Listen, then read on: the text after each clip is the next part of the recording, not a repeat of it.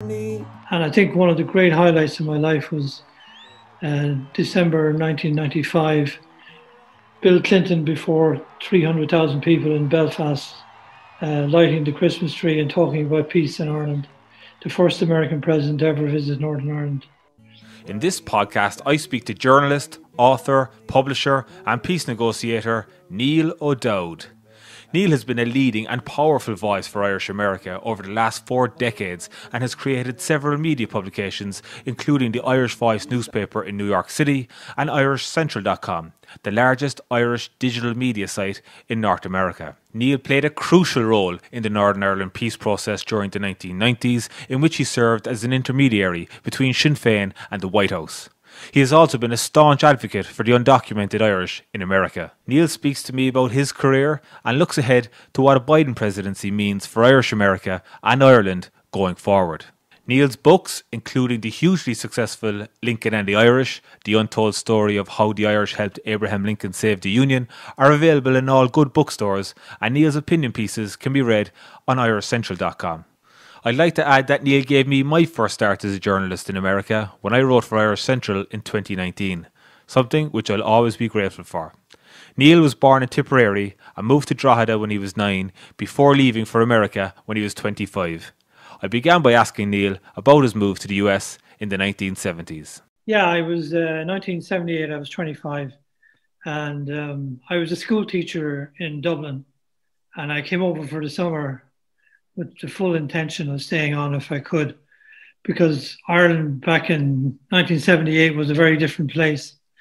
There wasn't much of anything to do for a young guy in terms of you were boxed in by your background. If you were the son of a teacher, you became a teacher, etc., etc. So I was very keen from an early age to try America. I just had an affinity with it that I can never quite explain. It was just someplace that was in my head. And I felt instantly at home when I arrived here. So I came out for the summer and never went home, basically. And you went to California first, Niall, was it? I was actually in Chicago first. I was playing Gaelic football with one of the teams there, and they brought me out and got me a job. It's one of the great unspoken secrets of the GEA, just what a great social dimension that it has. For a guy like me arriving out with no relatives here, immediately get a bunch of friends, get offered a job, and just people to hang out with. So I did all that. And then after about 6 months, when I was heading into the Chicago winter, I headed off for the sunnier climate of California. And I ended up in San Francisco. I always remember I wasn't quite sure where I was going. I got into the Salt Lake City Greyhound bus station at 3 a.m. And there was a bus going to Los Angeles and one going to San Francisco, and whatever was in my head, I decided to go to San Francisco.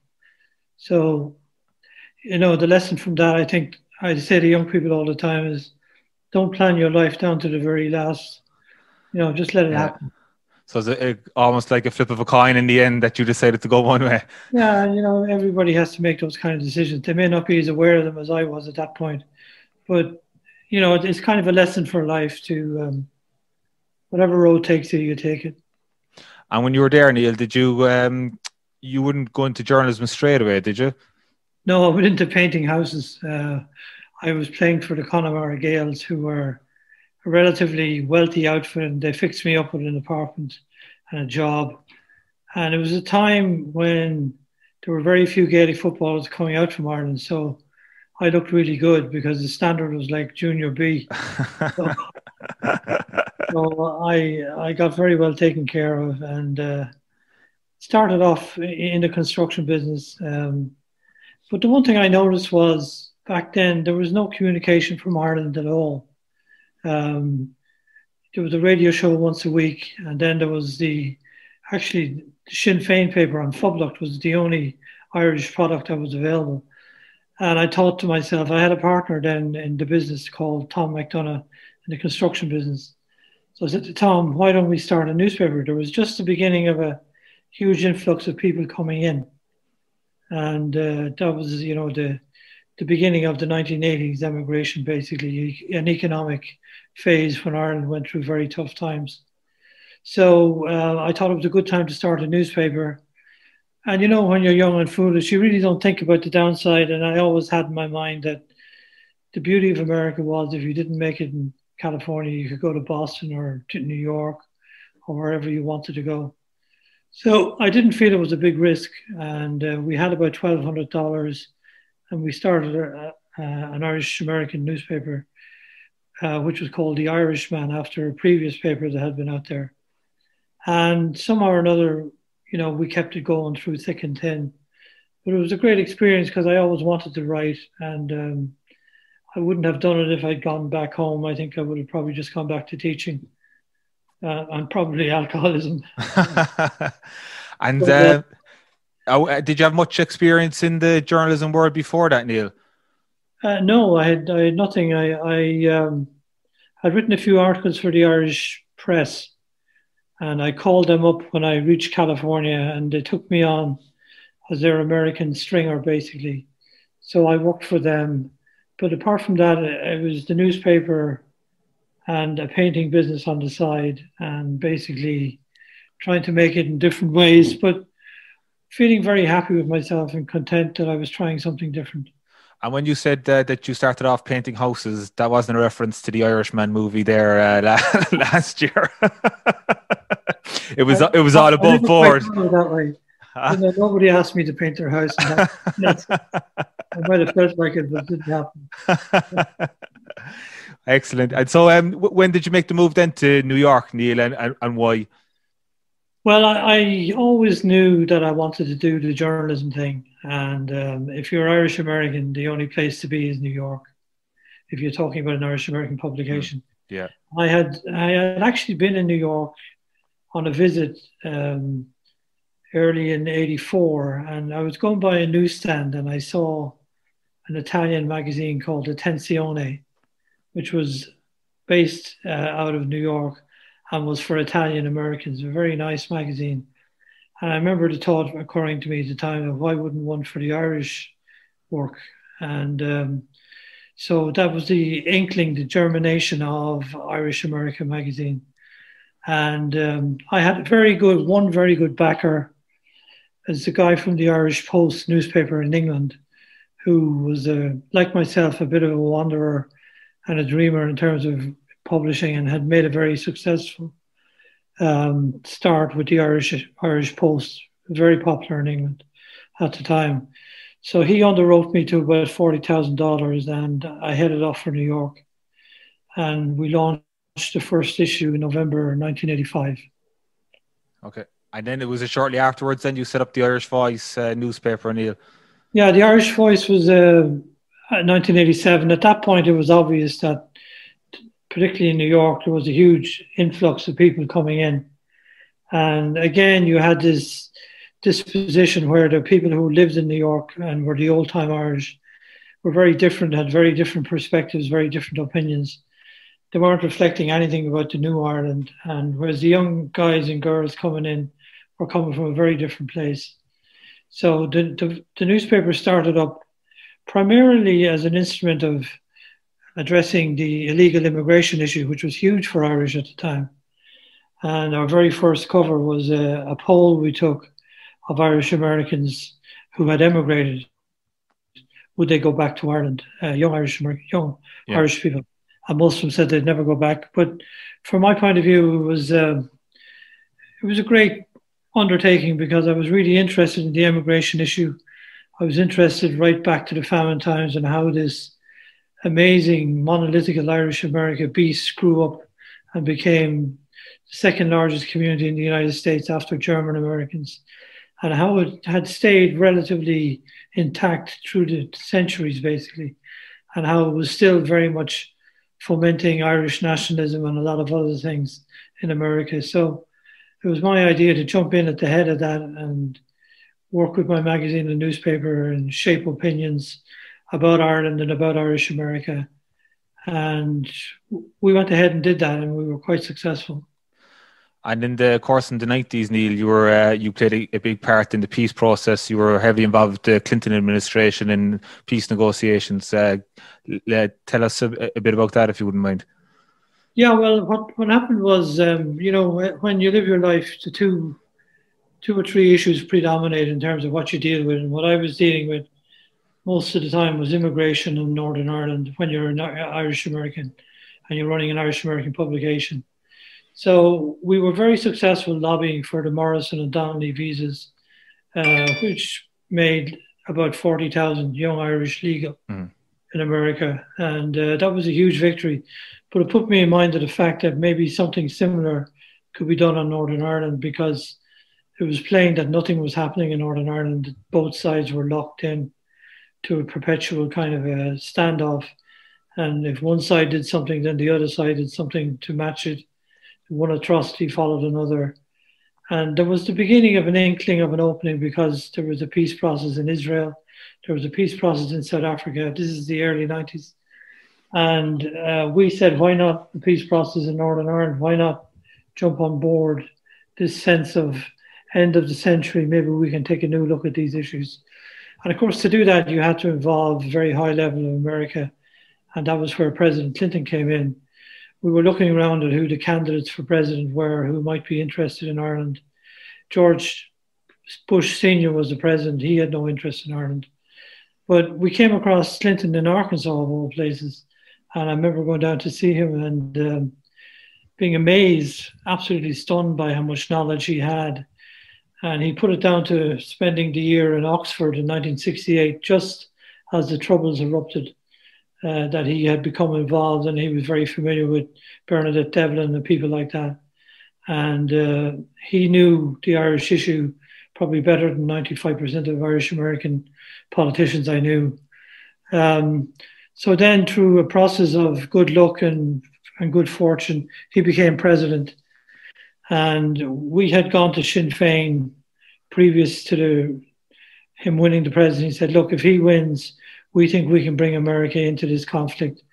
And we quoted the idea of an outside-the-box intervention where all the soldiers are locked into this box, and then you introduce an outside force, and the outside force forces the box to begin to change and alter its behavior.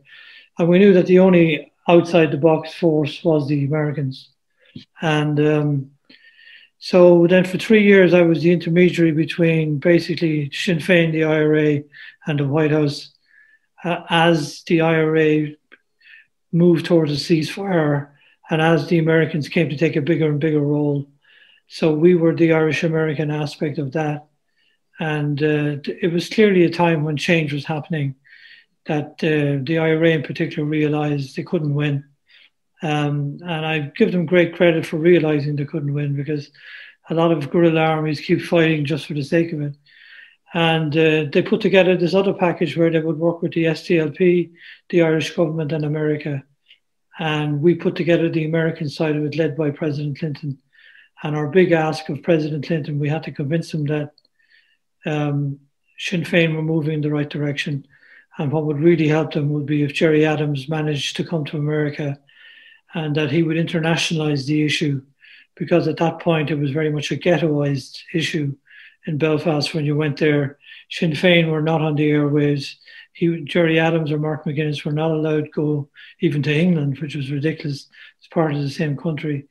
But the whole issue was kind of buried in a kind of a narrow sectarian image, and throwing the doors open and bringing Adams to America was the way around it, I thought.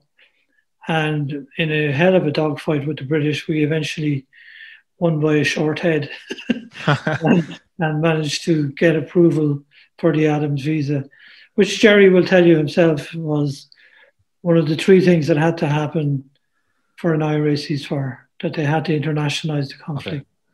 And so going back to meeting Bill Clinton, what drew you to, like, he wasn't president at that stage? What was the reasoning, or how did you manage to end up going down to Arkansas before he was president?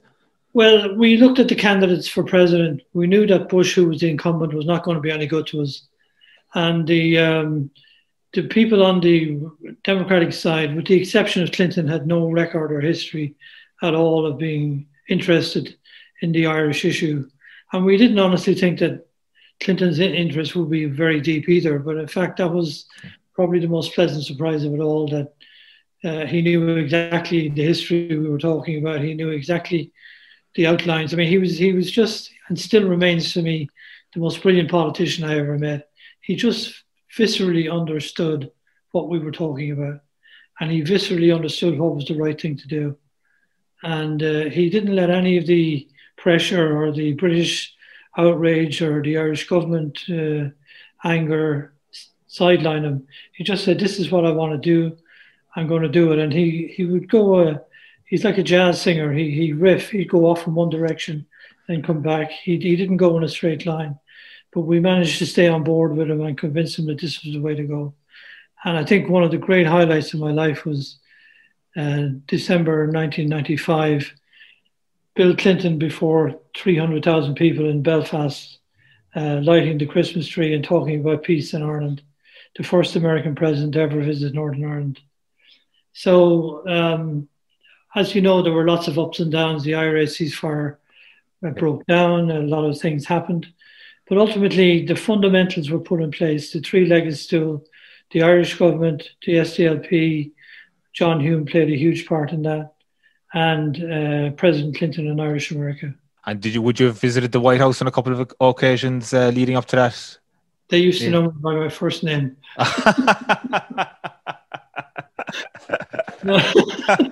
Jeez. That's you, Neil. No, I met Clinton maybe 7-8 times. Okay. I was mostly dealing with the National Security Advisor.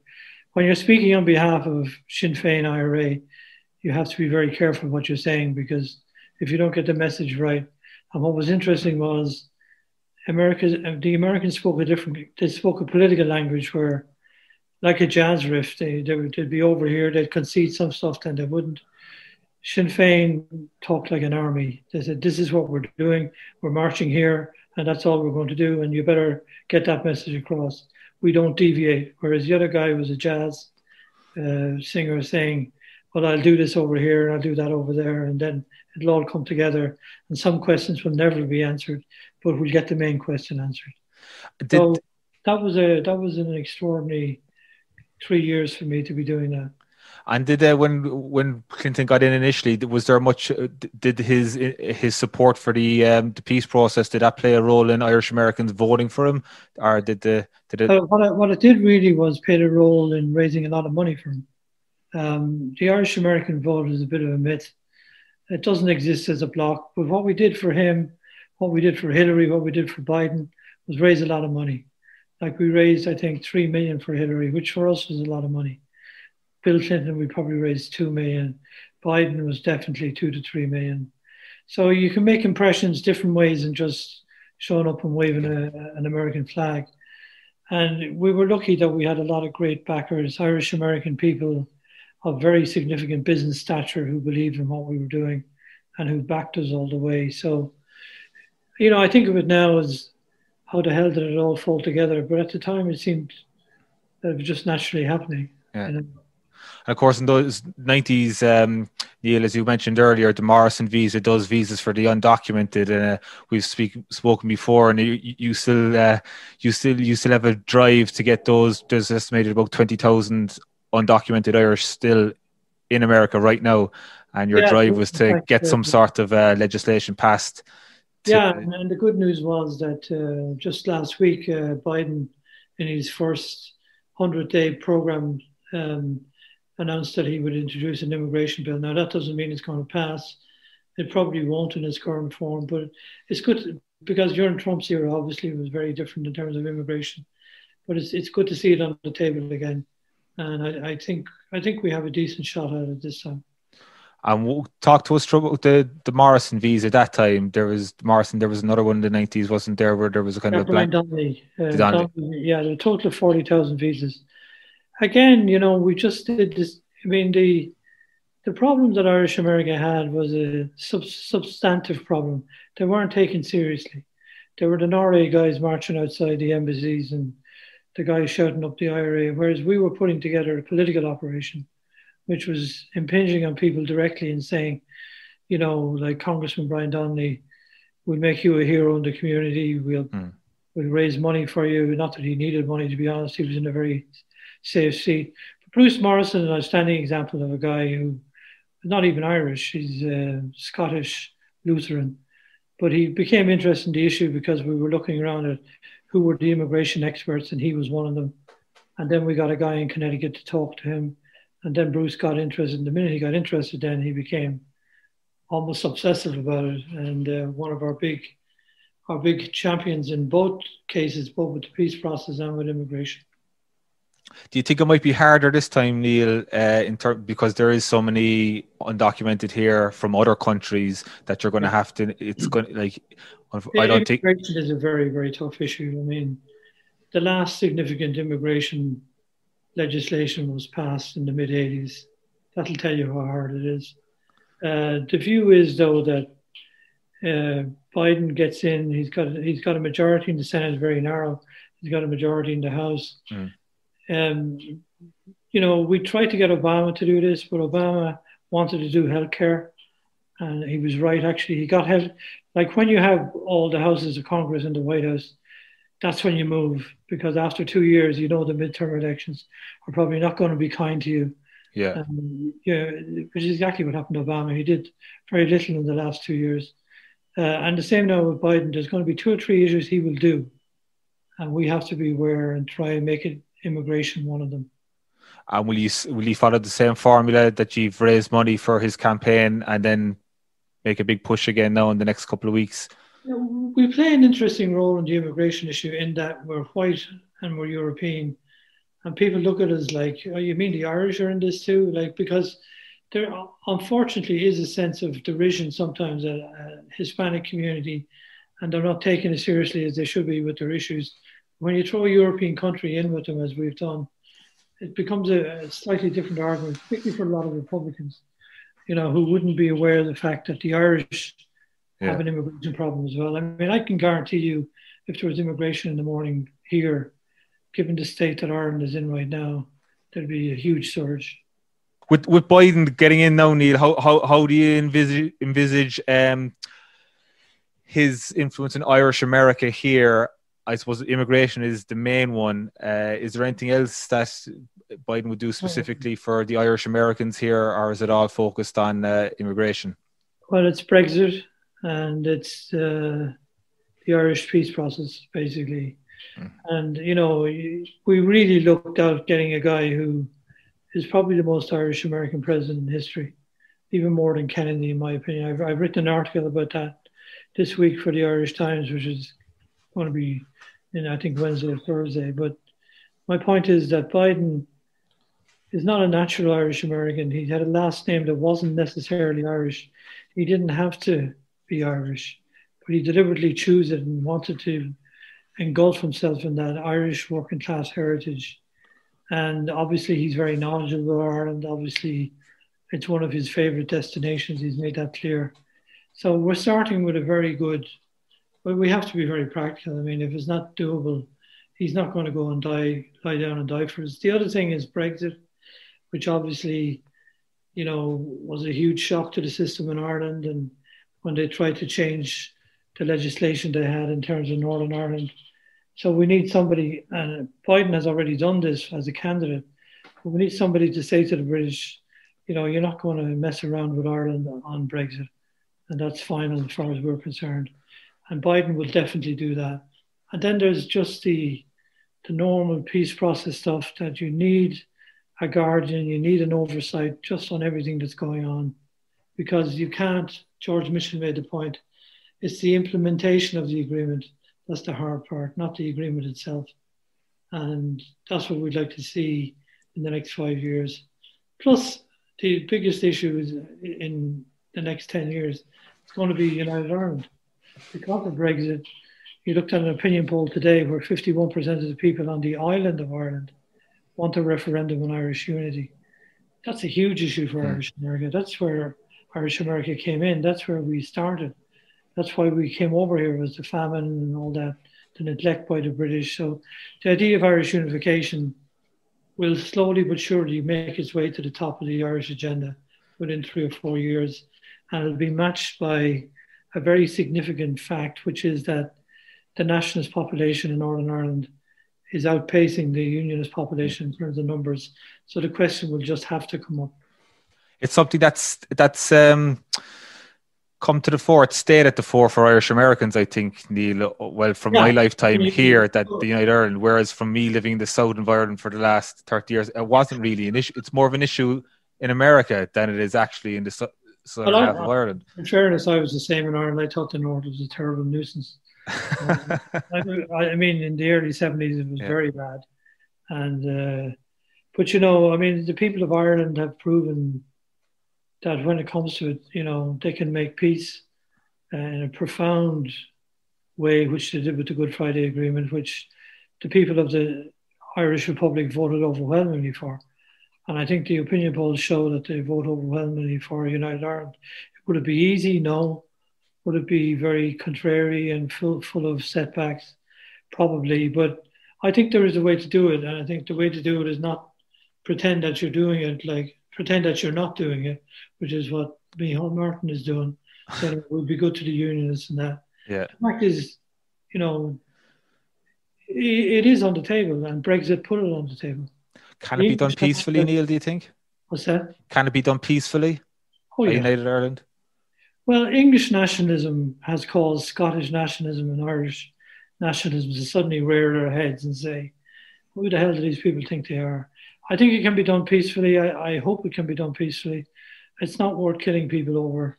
But I think John Hume's dying breath, where he talked about, you know, this concept of Ireland being agreed, and agreed Ireland. That's what we want, not necessarily a united Ireland, as much as everybody agreeing that this is the best solution out of many solutions that are out there.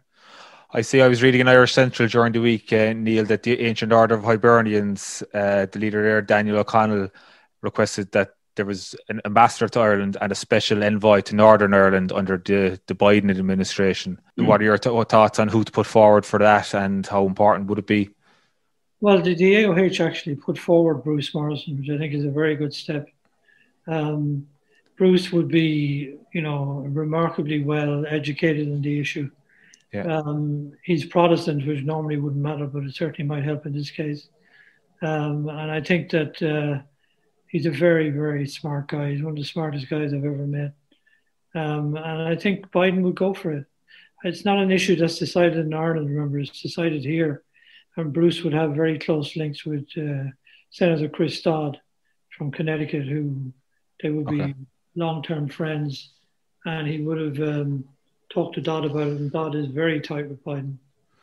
And just for people who might know, Neil, the Ancient Order of Hibernians, how big of a sway do they have in Irish American life here? Well, I think in fairness, they're more Catholic than Irish in many ways. They're very concerned about the issue of abortion, but they do go into the Northern Ireland issue as well.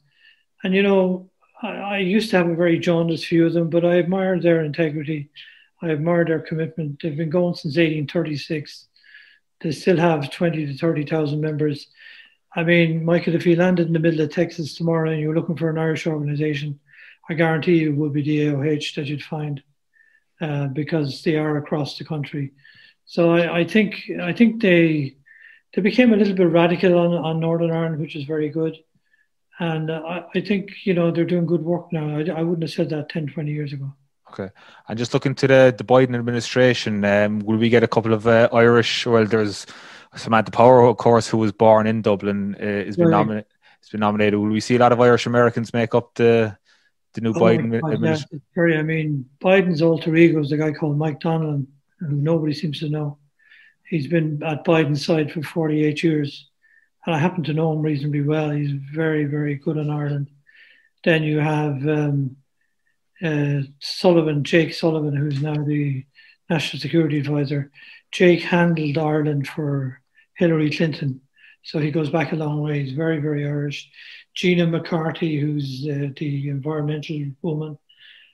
John McCarthy, who's a very young guy. He's only 29, but he's a real rising star. He's going to be a big name in American politics. He's very Irish in his background. So it just goes on and on. There was the Boston Mayor, Marty Walsh, was supposed to be going for. Marty Walsh, yeah. Again, you know, elected twice Boston Mayor by large margins, a union guy brought up in a union household. He'll do a great job as Secretary of Labour. What was the Irish? what was the Irish-American, what was the America's relationship with Ireland during the Trump administration? Was there even a relationship? We know Mick Mulvaney was in there for the Trump administration. How the relations go in the last 4 years? Well, I think there was a view, and the foreign minister actually talked about it, Simon Coveney today, that he was very close to Boris Johnson and that wing of the British Tory party, and they understood that was his politics, and he's pro-Brexit rather. So I mean, Ireland was very much second on his list in terms of the Irish and the English, but you know, he did no harm either. I can't say he was particularly nasty to the Irish or anything like that. I mean, he actually appointed a good ambassador who was a very low-key guy who actually did very well over there. I heard very good reports about him. Mick Mulvaney was obviously very Irish, but you know, clearly he was way down the list of priorities. You mentioned Hillary Clinton earlier, Neil. Do you think her political career has finished, or will we see her make an appearance in the Biden administration? No, I think Hillary's 75. I think, you know, she's been First Lady, she's been Secretary of State, she's been Senator. She almost won the presidency. I mean, she has nothing to, be sorrowful about. She had a great political career. And I think she's having a well-deserved retirement. She's got a lot of 3 or 4 grandkids now, I know. The whole digital landscape has changed in the past year, Neil, with COVID. You've gone through a lot of changes in the media industry. You set up Irish Central about 10, 11 years. It's gone past 11 years now, I would think. So how has the pandemic changed the news media industry? It's changed it profoundly. I mean, a company like ours, especially our newspaper, the Irish Voice, would be very heavily dependent, on restaurant and bars and entertainment events and things like that, which have just been completely wiped out. And then you talk about one of our biggest clients would have been Tourism Ireland. Again, nobody's going to Ireland. So you literally start off with a clean sheet and you say, what can we rescue here? How can we hold the fort down until things improve? And you just try and get by. You hang on for dear life. I mean, it's something that came out of left field for everybody, and everybody in the media business, with the exception of the really big ones, the Times and the Washington Post, are feeling the huge impact. We've been lucky that we have very loyal readers and very loyal supporters, but as a long-term proposition, if we are unable to deal with COVID by the end of 2021, that'll be very hard for us to continue. In terms of the newspaper or Irish Central? Just in terms of, there's no revenue. Yeah. I mean, if you can't get back your revenue, what are you? You can't really make the thing work. We have done some things that have been successful. We started Irish Heritage 3 company, which has done very well, where Americans planted a tree in Ireland in honor of their ancestors. That's been doing really well. Okay. So, you have to be very clever and try and adjust and put in things that you normally wouldn't have thought of. But no, it's a horrific time. I mean, I'm 40 years in the newspaper business. I never remember anything like this. I remember recessions, but we'd have, for us, a huge amount of money between Aer Lingus and Tourism Ireland as advertisers, and neither of them have spent a dime with us. Perfectly understandable, because but they were your main revenue generators, were they? People like that, yeah. We would have had maybe 20, 25 bars, restaurants, entertainment venues, concerts, all that kind of stuff. In terms of website views and clicks, was there a spike in digital readership? We do very well. I mean, we have about 3 million a month users of Irish Central, which, we started off with 500 people a day, so we're over 100,000 a day now. So the audience is there, and that's the beauty of the internet. I mean, which people forget a little bit. The internet allows you to reach everybody, and Irish heritage is spread so wide that it's wonderful that I can get up tomorrow and write a story that a guy in St. Louis can read. I couldn't do that with the Irish Voice because it'd be too expensive to ship it. Yeah. So it's been wonderful for readership and wonderful for the fact that people are stuck in their homes. Yeah. Actually helps us. But on the other hand, the revenue just nosedives. I heard the Irish box has been successful, Neil. Irish. I heard that in the download. Yeah, I heard it's been very, very, very successful. Yeah, it's certainly done very well, But again, there's an idea that came out of sitting around saying, how do we move the ball down the field in circumstances? And that's people just ordering. They get. Is it 4 a year? You get 4 boxes a year, Neil? Is it with some Irish goodies? Yeah, Irish goodies. Yeah, it's actually, we sold a huge amount around Christmas. Obviously, it dips down again, but hopefully it'll pick up again for Paddy's Day. Fantastic. So just like Neil, obviously you're a distinguished journalist and a voice in Irish America. You've written a good few books. An Irish Voice is one of them. It's kind of a bit of an autobiography, perhaps. Yeah, it was a sort of memoir of everything I did, mostly in America. And then I've written a book which actually has been quite successful, called Lincoln and the Irish, about Abraham Lincoln. I didn't realize it when I was writing the book. If you write a book about Lincoln or dogs, they're mostly successful. I know there's about 15,000 books of Lincoln written, but I didn't realize dogs were so popular as well. They are. So I'm writing one about Lincoln's Irish Wolfhound. Oh yeah. Give us a synopsis on Lincoln and the Irish, Neil. What was the connection there, and what was the gist of the wonderful? Next to writing, I love history. And I always was fascinated by Lincoln as to who was around him. And, you never read anything about Lincoln and the Irish. And yet there were one third, by some estimates, of his army were Irish immigrants who were fighting for the Union. Once they came off the ship, they were hired by the Union armies. I just wondered what the connections were. And I found a huge amount of connections. Obviously, Maher of the Sword, Thomas Maher, was the head of the Irish Brigade. Oh, yeah. He was very friendly personally with Lincoln, visited him many times, and sided with Lincoln on emancipation, actually went further than Lincoln and wanted the slaves to have a vote.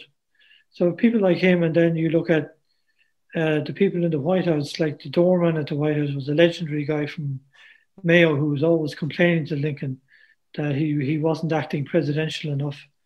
And, lots of stories. They even came up with a term for them. People who didn't like the Irish called them the Hibernian clique around Lincoln. So there was just a whole story there about nursemaids that took care of his kids were all Irish. The old soldiers' home where he often visited was full of Irish soldiers who had been injured because they had nowhere to live in America other than in this hospital. So it was just fascinating to uncover the history. And it's been very successful. Yeah, that one's been really successful. I mean, it's still very successful. So I'm quite happy with that one. The other ones are doing, they did okay, but Irish Voice got to number 2 in the Irish booksellers list. I wrote one last year right at the wrong time because the pandemic hit, about how Ireland changed so dramatically in the last 15 years. But, it's to look at a draw. That's from a conservative country to its most liberal, isn't it? How Ireland shifted. Yeah. Well, that disappeared because of the pandemic. Very good. And of course, you did one on 9/11, Neil, the Fire in the Morning, the story of the Irish and the Twin Towers. Again, just a huge subtext of that story. That's what I tend to do. The firemen were, almost half of them were Irish. The police, a third of them were Irish. A lot of Irish construction workers, just telling their stories on that day, and the heroic stories and the sad stories and the meaningful stories. And it was wonderful to talk to people in their families because you got a sense of incredible strength, even though the adversity had been horrific, that they formed a very close bond together. You can imagine your husband walks out the door and the next thing you hear, he dies in the flames at the World Trade Center. But they were remarkable people to interview, and did me a lot of good to see how people handle terrible setbacks. And Neil, of course, for people who want to read your articles, you're an opinion writer in Irish Central still, and you weren't a fan of Donald Trump in the last couple of years. No, that's for sure. I don't like Republicans as a rule, and he really took the biscuit. But even he, I couldn't believe he went so far as to try and overturn the election. that was really something I didn't expect. Do you find that there's a big Irish following of Donald Trump? Oh yeah, here? Absolutely. I find a lot of people did well financially with him. That's fine. They were quite happy with that. That was their barometer, and I think there's nothing wrong with that at all. I don't think a lot of them would have agreed with storming the Capitol. That wouldn't be a very Irish sentiment of Irish Americans. But then again, there was a lot of Irish American cops and who were off duty who went to that demonstration. Yeah, well, for America, how do you see the Biden presidency pan out over the next 4 years? Of course, he said he's only going to be a one-term president. We've spoken about the connection between Ireland, but for the United States as a whole, what do you see happening in terms of policy, and what policies do you think he can get through the door? Well, I think the main thing is just to calm things down. I think the country is very agitated, very nervous. Very much on edge, and I think that's wrong. I think he needs to try and build bridges. I know it's difficult, but if the IRA could do it, he can do it. I think there's a lot to him. I think he's a profoundly experienced man who's gone through great tragedy himself, and he understands what it's like to be in the other person's shoes, and I think that'll help him. Yeah. I'd just like to see the country settle down more in terms of less agitation and more coming together. I think that's what that and the pandemic are the two great things I think he could do. Do you think the media inflamed the loss of the Trump presidency? Do you think they were fair? Do you think that they added to a lot of it? You're asking me. You're up the front. I thought they weren't hard enough on him, to be honest. No problem. No, I mean he was a unique character, but I think Bill Clinton used to say something that was very profound and very simple at the same time. He said, "The presidency finds you out," and it does. It does. Okay. It found him out with Monica, and it found Trump out with one thing really. Do we have any kind of rising Irish American stars in the background that you could see taking the presidency in the years to come? I think there's some fine young politicians around. There's a great congressman down in Pennsylvania, Boyle, who's there's a great congressman in Ohio called Tim Ryan. Keep an eye on Brendan Boyle, a young congressman from the Philadelphia area. He'll probably run for the Senate because the current guy announced he's retiring. I keep an eye on Tim Ryan in Ohio. He's also going to run for the Senate. So there's a lot of young blood coming through, but it's very different now. I mean, the old bulls that were Kennedy and Moynihan and Leahy and these guys, they're all in the past now. And there's a whole new young bunch of people there. But they're very smart, very, very ambitious people. And okay. I don't think you'll ever disengage the Irish from politics. Okay, Neil. Thanks very much for your time. I really appreciate it. Unless you want to add something there that. Well, thank you. I really welcome the opportunity to come on, and really good questions. Thank you for the opportunity. No problem. Why, Santi, my dear Annie. And that's all for this week. Let us know what you think by leaving us a comment on Facebook, Instagram, and Twitter at The Long Haul Podcast. Neil's books, including the hugely successful Lincoln and the Irish, the untold story of how the Irish helped Abraham Lincoln save the Union, are available in all good bookstores, and Neil's opinion pieces can be read on irishcentral.com. Please subscribe and leave a rating on the podcast. This will ensure that we can get more episodes to you more often. You can check out all of our previous podcasts on thelonghallpodcast.com. You Santi, my dear Annie. Oh, you New York girls, can you dance the polka to me? Why, Santi, my dear Annie. Oh, you New York girls, can you dance the polka? And when we got inside the house, the drinks were passed around. The liquor was so awful strong, my head went round.